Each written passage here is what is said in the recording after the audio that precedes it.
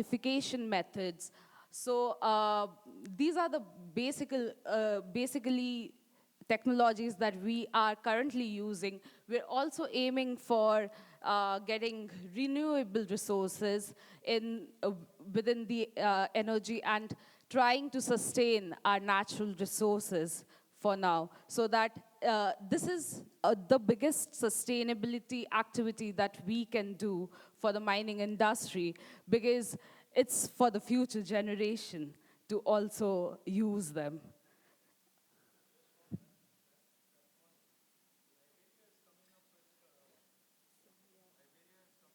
Of iron ore projects.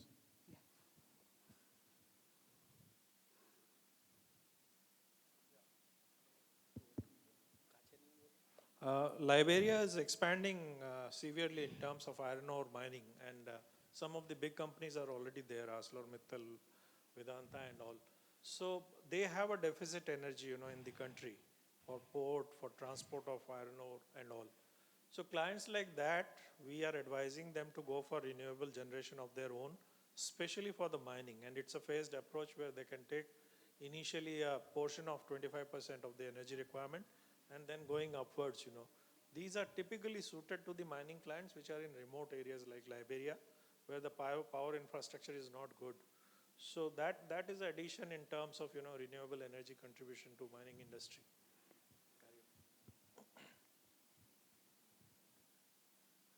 So now we are talking about what are the mining trends, what are the challenges that we are going to face, and the way forward for the mining industry. So as we already know, we've talked about digitalization, we have talked about safety, but these are the present conditions. Going forward, what are the challenges? As we rightly mentioned during the panel discussion, the transition period. That is the major challenge that we're going to face in sustainability. So we need to understand and adapt to that transition, because say now we are using diesel locomotives or diesel vehicles, but until and unless we've achieved 100% BEVs, which is battery electric vehicles, we would be having that the cost, the economic assessment, these would still need to take time to understand and adapt to until we reach 200% BEVs. So yeah, definitely transition is a major period that we need to understand, and it's going to be a challenge for until we reach to that. The main subject, which is being thrust upon in this slide, that, mining industry cannot do alone all these aspects.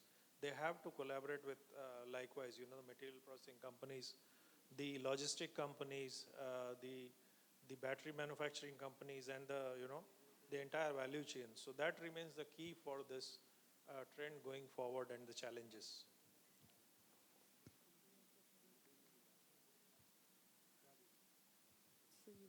So this is our vision and mission. Nothing new. We started 2006 in South Africa, and then last year we started office in Jaipur 23, and then we have an office now in Dubai. We're trying to expand, catering to Middle East also now, and this is just the ABGM snapshot. We have 20 years of experience, global, 25 plus commodities, and more than 30 countries we have delivered projects, and 500 plus projects. So this is it. We call it, the service offerings in different areas, which spans from geological to specialized services to engineering and mining and feasibility studies.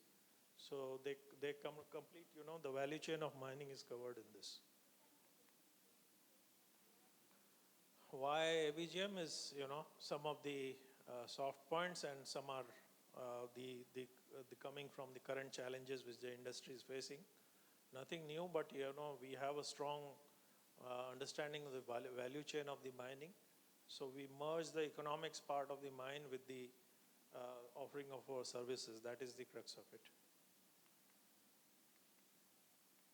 Any questions, welcome regarding ABGM or the subsidiary company.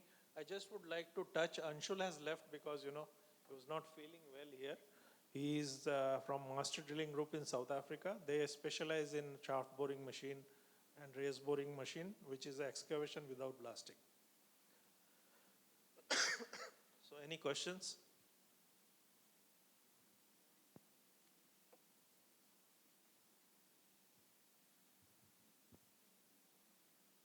If not, then you can hand over to the next speaker.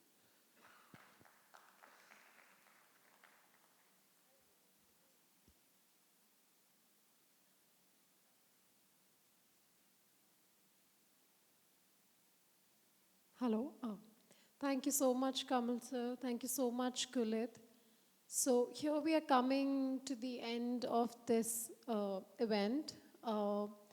To summarize what we have heard and what we have discussed, if we see the bigger picture, I want the audience to leave this event with the thought that women in mining India, though like we function like any other organization which is trying to contribute to this industry, but our key differentiator is that when employers are faced with the choice of improving the percentage of females in their organization, we as an organization, the role that we would play is that we are trying to tap the entire funnel.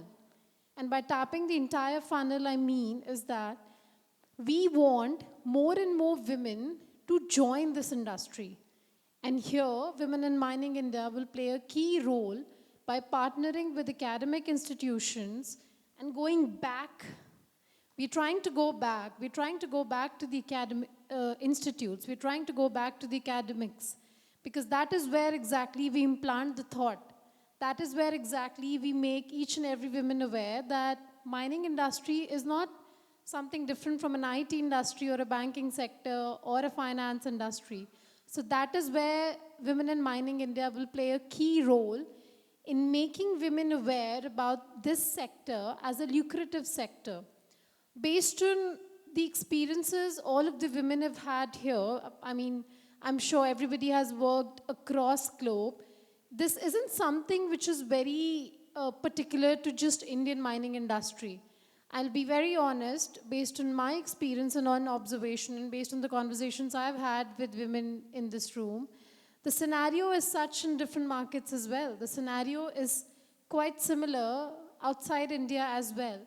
But here, Women in Mining India as an organization, what we're trying to do is, we're trying to create more upward mobility of women. We're trying to make women more aware about this sector. And I think I would just like to highlight this point that we as an organization is now an official body since 18th of August. We are registered under Indian jurisdiction officially.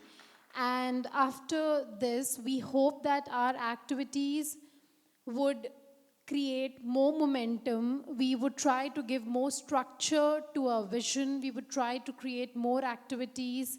We would try to partner more and we would try to create more representation as an organization, and that is the plan going ahead. Thank you so much. So now, coming to the end, we would like to invite Michelle, and please, please accept a token of appreciation from Women in Mining India. We tried to do something different this time. Thank you so much. Yeah. So we have with us Helen. So Helen has been a very key force in giving structure and shape to this event this time. Thank you so much, Helen.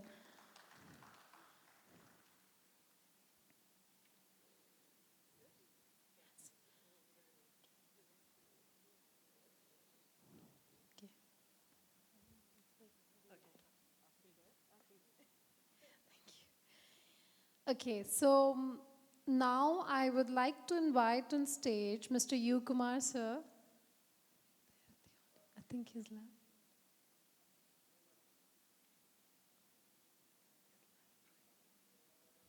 Where do you want us?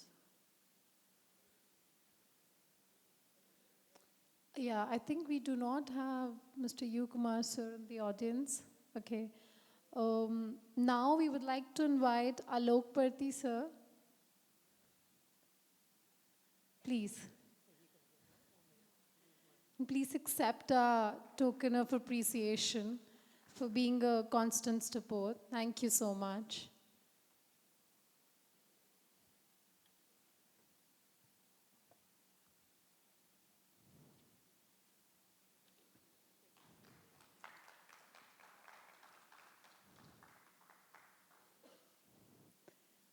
So if time permits, would like to hear some words from you.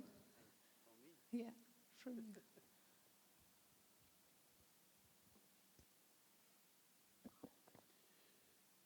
Good afternoon, everybody. It was a pleasure listening to begin with, Michelle, and then all the panelists. While listening, of course, lots of thoughts kept crossing my mind. A lot has been said about women employment, a lot has been said about sustainability, and a lot of examples have been put forward, various. But a thought ran across as to, in India, why are things not moving the way you would like to see them moving? I saw that we really didn't get into the major, I would say, concerns with transition, which is basically looking at green gas or other carbon dioxide emissions, and how we're looking at the whole area of sustainability. But we talked of various other things which are linked in some way or the other with the mining industry. And a lot of suggestions were made as to how women can play a major role in various aspects, not only in the mining, but in various other industries as well. I think this is a transition stage in India as well as anywhere else. As technology is available, more and more women are likely to get more involved and more employment, and perhaps work shoulder to shoulder with men in many areas. But the key things that this country really needs to make that move forward, one is you must emphasize, and the government must emphasize, on education. Education is the key to development. And unless and until wide-scale education is there, particularly girl child, I don't